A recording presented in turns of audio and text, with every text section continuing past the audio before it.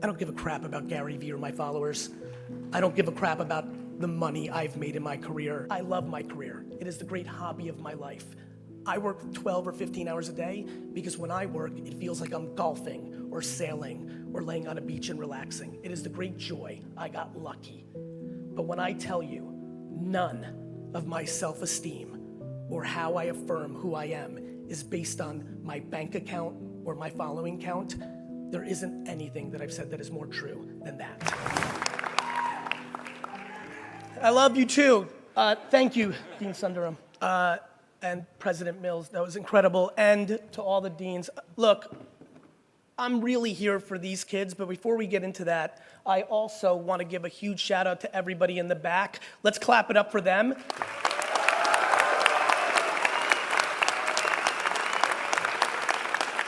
I mean, because let's be honest, I mean, most of them paid for this stuff, right? So, a lot of transition in the air. Seems like everybody's moving on. Congratulations to you two. And all of you are about to move on. And I think the thing that I want to most talk about is all the misconceptions and the things that aren't true about the business landscape that people talk about. And more importantly, how deeply excited I am for all of you. See, the biggest lie that the world says is there is so much more positivity and opportunity and hope out there than is being sold to us on a daily basis.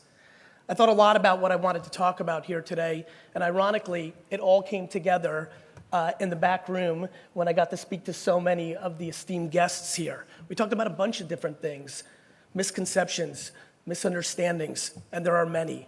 But the first thing that I want to make sure all of you understand is that no matter what they say, the best part about the world and business is it plays out. What I mean by that is it's like a game. There's gonna be a score.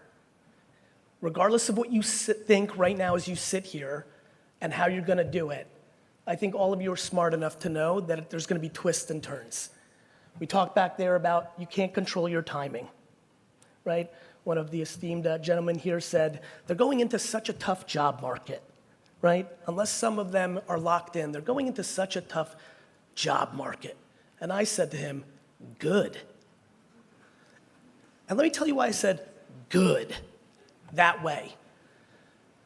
The fundamental thing in the world that leads to actual pure happiness and success is adversity. The number one thing most of you in this audience right here need is a punch to the face. The parents like that. Let me explain punch to the face because I don't want to get pulled off too early here.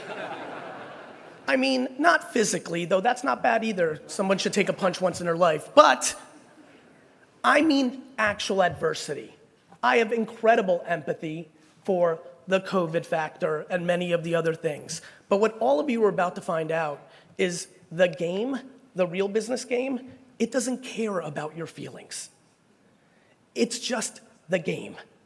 And so to me, that excites me because I know so many of you in here are about to find out if you're actually ready for this and excited about it. And I believe that many of you will be, but you're gonna have to lean into things that we were not taught properly. All the incredible education you got here and all the great wisdom that you got back there is gonna be tested now, but you're about to find out a lot of things are strange and not exactly. For example, you had the fortunate or unfortunate, depending on how one sees the world, to be growing up in an era that thought 8th place trophies was a good idea. I am on the side of it was not a good idea. It was incredibly well intended by all of them because they love you and you were super cute at 6. The problem is very early on, you were taught that losing is bad. It's so bad that when you lose, even if your team lost 14-2 in soccer, we're gonna give you a trophy. We were teaching you early on that be scared of losing. It's bad. Some of the parents back there actually, while you were going through grammar school and middle school and high school, went to school to fight the teachers to get your grade up. Let's not clap it up for the ones that did that. right?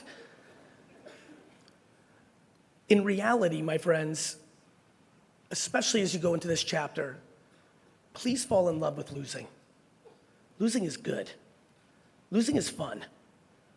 Losing is why I love the Jets.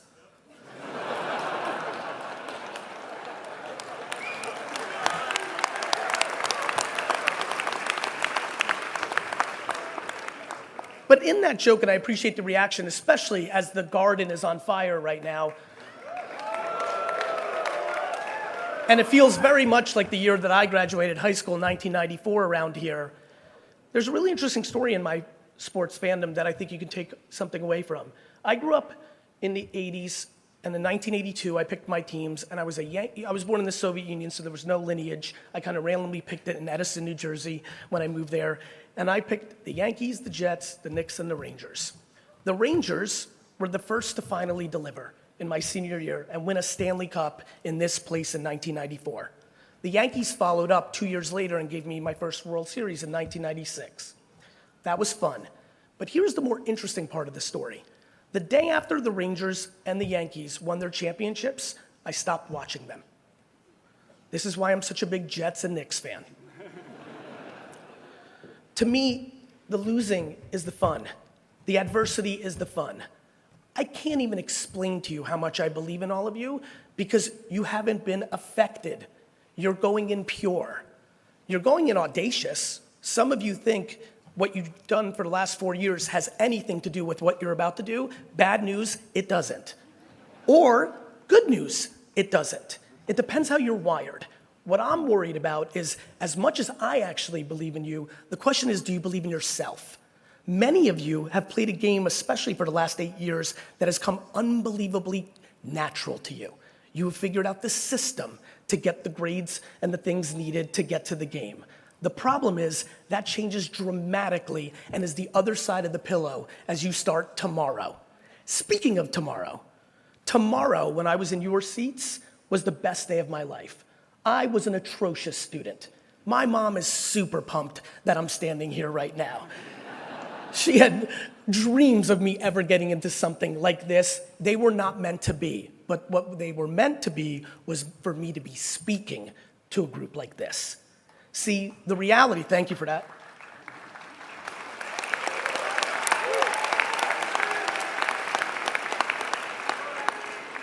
My friends, the reality is that all of you are unbelievably capable of winning this game, but from the cliches of like adversity and grit and all that, it's super true. And here's the one thing that I want to make sure you leave with from this talk, and I'll leave with a couple other falsities, and then we'll keep this thing moving. The number one thing I want you to leave with is the value of this. This is the single most important business and life move that you can ever do, ever.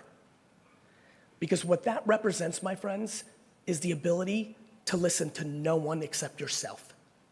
Most of you, especially in the world that you grew up in, meaning social media and all this stuff, but kids, and many will tell you here, all the parents up there before social also lived a life where they overvalued the opinions of others. They overvalued the opinions of their parents, of their classmates, of their siblings, of the people that they admired. If I could give you a summer project, it would be to go to a retirement home and spend time with individuals that are in their 80s or 90s that are not your grandparents. I believe that if you actually spend 5 to 10 hours there, you will extract a very incredible insight. You will see what regret or not regret looks like. The only thing you want to embark in on your next 100 years of living. Modern medicine, it's crazy. The only thing you need to focus on your next 100 years of living is that when you're $120, you don't say, I wish I. I wish I is scary. Please learn how to tune out the noise. They're gonna love you some days, they're gonna hate you some days. But you have to know yourself, and you have to start with being kind and empathetic and loving with yourself. Because if you're unable to do that, you will do it for nobody else.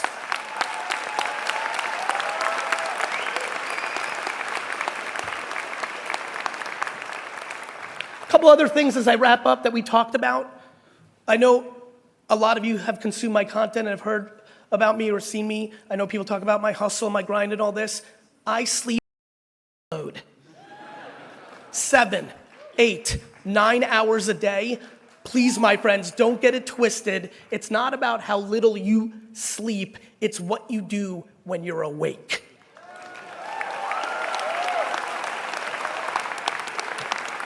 I got you. Yeah, I got it. Probably my most, boy, do I hate this thing. This sentence must be eliminated from society. Nice guys finish last. The concept that being a nice human being will make you lose is one of the scariest and messed up statements in our society. Class of 2024, Stern School of Business, please help me eradicate this obnoxiousness.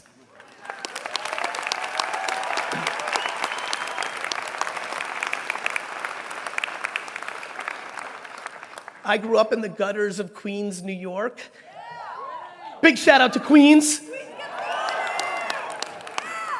And I've worked really, really hard for the last 40 years to get to a place where I've sat in the most high elevated rooms in the world. And let me promise you one thing. There are 2 ways to get to the top. Extreme insecurity and extreme confidence. Many of you overfocus on the people that got to the top by extreme insecurity. Let me give you a little secret about the billionaires that I get to spend time with that have gotten there through extreme insecurity. They're sad, they don't like it, and their life sucks. Please, do not let insecurity be your fuel to the top because it's not sustainable. The people that get there through purity of actual confidence stay there the longest.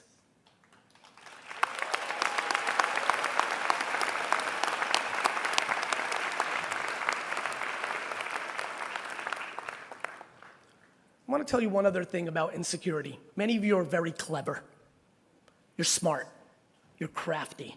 You've got skills. Let me tell you a dirty secret about the business world. If you have gift of gab and charisma and capacity to maneuver, there's something they don't tell you. You're going to be able to fool 99% of the losing players. You're going to trick 99%. But the 1% that runs the game can see you and knows you're not a winning player. Please cut it out. Fake it till you make it is a very vulnerable framework. My friends, this is going to be the most fun if you're actually a business person. You've been reading about it. That's like reading about push-ups. Sorry. You are entering the game. I genuinely believe that you are actually very fortunate in your timing. I believe that you've been able to watch the people that are 3, 4, 5 years ahead of you, and you can see some of the missteps that that crew made. You've got it better. You've seen it. You can navigate around that. But you need to lean into self-awareness. Don't worry about being something that you wish you were. Focus on who you actually are. Double down on strengths.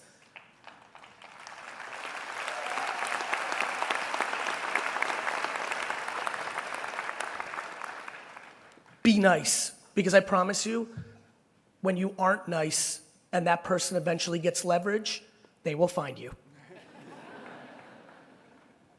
And enjoy it, because the last thing I'll leave you with, and thank you so much, this has been one of the great honors of my life. I am successful because I am detached from my success. I don't give a crap about GaryVee or my followers. I don't give a crap about the money I've made in my career. I'm humbled by the admiration and it feels amazing, but I can live very, very quietly without all of it. I love my career. It is the great hobby of my life.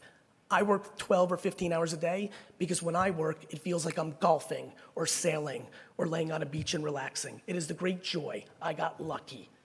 But when I tell you, none of my self-esteem or how I affirm who I am is based on my bank account or my following count, there isn't anything that I've said that is more true than that.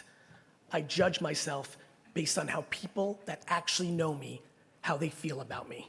And if you focus on that versus the stress that you're about to put on yourself to make it, especially at a time where it's actually logically practical for you to be 22 and actually go and do ridiculous high-risk behavior for the next years of your life based on what you actually like. And then if it doesn't work, at 30, you could go get the job that you are lined up for and still be a kid. I promise you, if you enjoy it and if you like yourself, it will be good. And I promise you, if you don't, regardless of how much money you put in the bank, it will be bad.